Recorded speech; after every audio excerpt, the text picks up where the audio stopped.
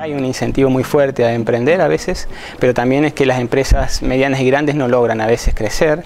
Y esto tiene también parte de la razón, porque si las empresas medianas y grandes lograran crecer y generar más oportunidades de empleo, asalariado, estable, con mejores ingresos, a lo mejor muchas personas no optarían por emprender de forma individual. Nosotros tenemos algunos datos donde les preguntamos a las personas si, por ejemplo, las personas que son autoempleados, si preferirían un empleo asalariado, y una gran proporción, alrededor del 60%, dice que sí, que preferiría tener un empleo asalariado porque es un empleo más estable, con mejores ingresos en general, pero a veces ese empleo no está disponible. Y eso es por eso es que digo que son dos caras de la misma moneda. Ese empleo no está disponible porque las empresas medianas no logran y las grandes no logran crecer y generar empleos. Riesgos hay, evidentemente. Cuando uno mira, por ejemplo, los países más desarrollados, la cantidad de emprendedores es menor, ¿no? En América Latina tenemos muchos emprendedores. Y cuando les preguntamos por qué emprenden, utilizando estas bases de datos del monitor de emprendimiento global, que son tan conocidos, cuando les preguntamos por qué emprenden, nos dicen que emprenden por necesidad, porque no tienen un empleo asalariado. Entonces sí, de alguna manera incentivar que haya tanto microemprendimiento podría ser un freno para que las empresas se crezcan, porque estas personas que están en un microemprendimiento no están disponibles para trabajar, y a su vez empresas grandes no crecen, entonces no pueden ofrecer salarios mejores, y sí, entramos en un círculo vicioso que de alguna manera podría tener sus consecuencias para la productividad a largo plazo. Cuando ese apoyo a la pequeña empresa está tan centrado en que la empresa sea pequeña, es decir, el apoyo, el subsidio requiere que la empresa sea pequeña, entonces la empresa no tiene incentivos a crecer porque puede perder el subsidio y el apoyo del Estado. Entonces, ahí nosotros, por ejemplo, proponemos, en nuestra línea de propuesta de política, pasa por el lado de que el apoyo a la pequeña empresa se centre en la pequeña empresa joven, y no tanto en la pequeña empresa que ha sido pequeña por 30 o 40 años, sino en la empresa joven que está creciendo. Se le ayuda a la empresa joven que crezca, porque hay muchas empresas que crecen, que son pequeñas y crecen, pero porque son jóvenes. Cuando uno no tiene en cuenta la edad de la empresa, ya las empresas no crecen tanto. Si mira empresas pequeñas que han llevado mucho tiempo siendo pequeñas, no están creciendo y no van a crecer. Entonces tenemos que centrar los esfuerzos de política en empresas más jóvenes.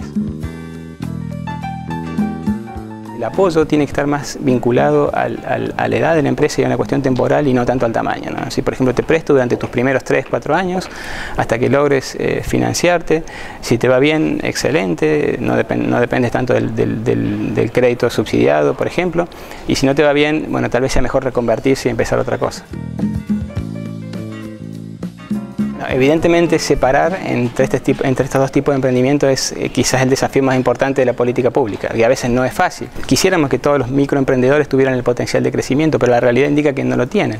Si muchas veces los programas de microemprendimiento logran ayudar a estas familias a salir de la pobreza, a generar un ingreso, pero también está mostrado que no logran realmente que estas familias conviertan un microemprendimiento en una gran empresa, una gran corporación que genera oportunidades de empleo para otras personas.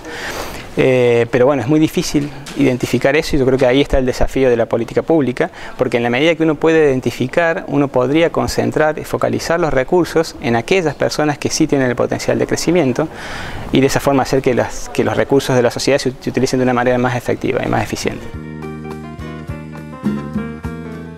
Quizás habría que ponerlo en estos términos, habría que ayudar a estas personas a reconvertirse y que puedan lograr un emprendimiento productivo. En muchos países, por ejemplo en desarrollo, en Estados Unidos, se ve que muchos emprendedores exitosos han fracasado 2 y 3 veces antes.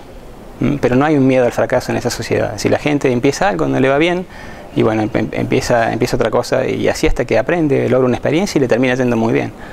Yo creo que tenemos que sacarnos ese miedo y apoyar a la gente a reconvertirse, por ejemplo, ayudar a poder cerrar una empresa y abrir otra.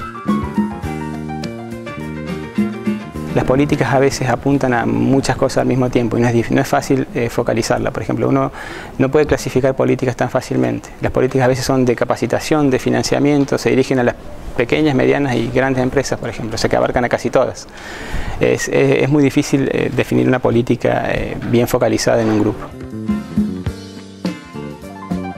Parece haber un consenso en que no tenemos que concentrarnos solamente en algunos sectores, como tú decías, el agroexportador, ¿no? Porque gran parte del empleo en nuestras sociedades, en nuestras economías, viene del sector servicios.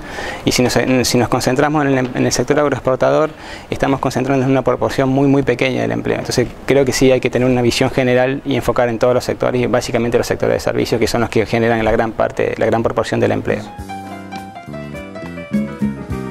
en el corto plazo, evidentemente, los ministerios de inclusión social deberían tener muchos recursos, ¿no? Pero lo que estamos diciendo es que si nosotros usamos mejor las políticas de producción, de forma que nuestras economías maduren, crezcan productivamente, tal vez en el futuro no necesitaremos tantos recursos de inclusión social, porque la misma economía va a incluir a vastos sectores de la población.